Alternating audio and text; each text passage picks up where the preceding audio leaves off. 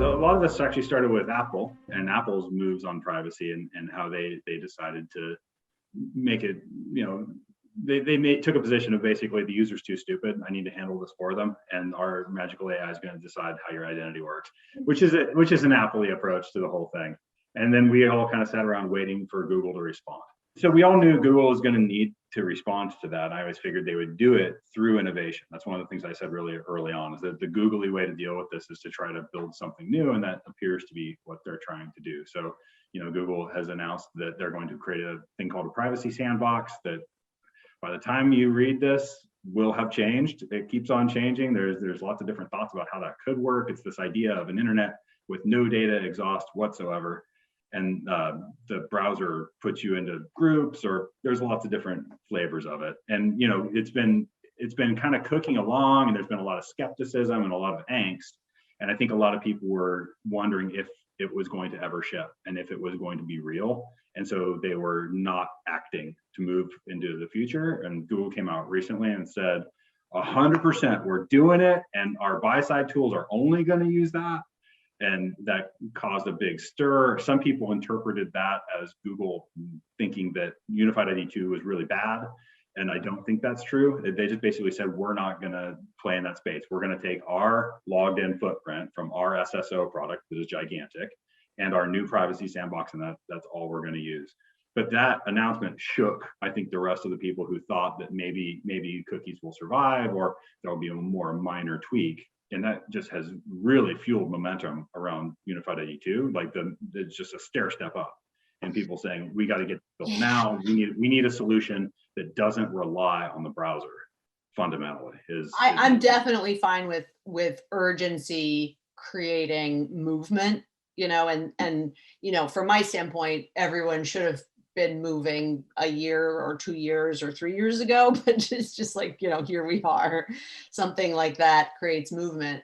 And, when we wrote about it, what we said basically is, okay, well, this isn't all that surprising. Also they have all of these assets as a first party. And by the way, maybe you're not thinking about this question the right way anyway, right? Like we've been trying to explain to you that things are going to have to work differently. And we're not just talking about the mechanics, like we're talking about like fundamentally on a philosophical level, things are going to have to work differently. Like we have to have a new default setting of transparency and choice.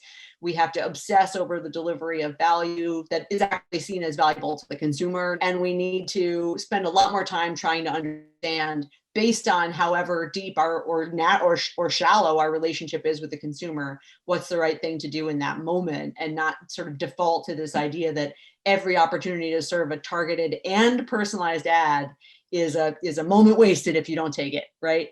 So like, again, this is a philosophical framework, not a mechanical answer, because the mechanical answers are still working themselves out. Yes, there are lots of really interesting things happening. And yes, there are different flavors. And yes, there will be different tranches of addressability in the future.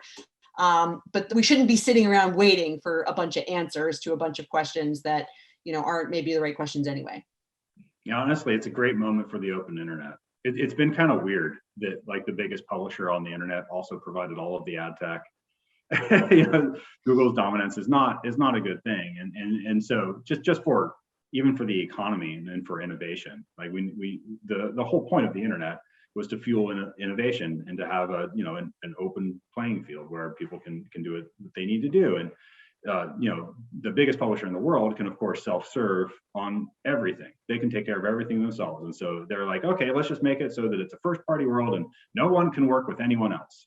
That's a perfectly fine position for them, but that is not a perfectly fine position for every other publisher on the internet that needs to partner. They need to partner for monetization. They need to partner for all kinds of housekeeping activities for being marketers.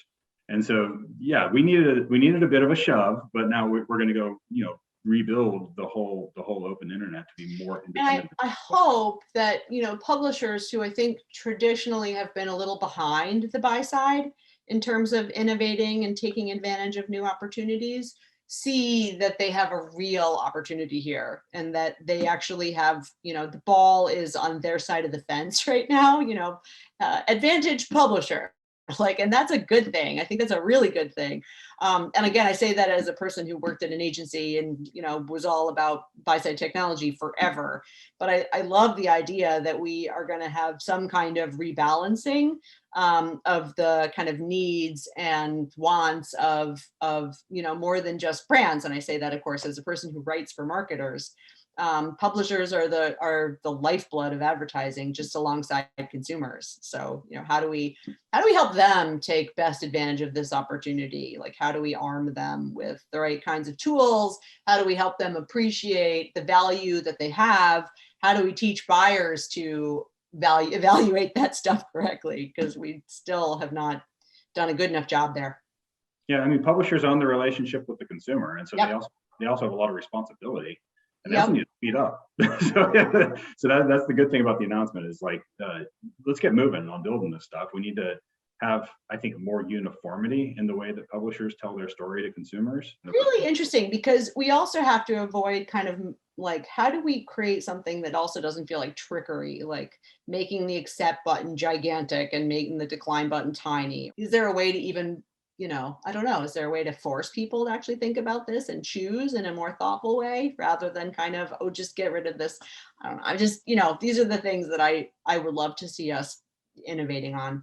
It comes down to publisher adoption, and you have seen more and more publishers doing more and more with paywalls. So there's plenty of precedent there. I think the paywalls need to evolve, and I think if publishers push it too far with trying to only collect money, it's probably not going to go real well. Just from the subscription fatigue kind of point of view. So everyone's got plenty of incentive to get it right, given that there won't be an alternative other than taking low CPMs or charging dollars. This middle ground provides high CPMs, doesn't require charging the consumer, just requires having a quick conversation with them and being honest. Seems like a pretty easy thing to do.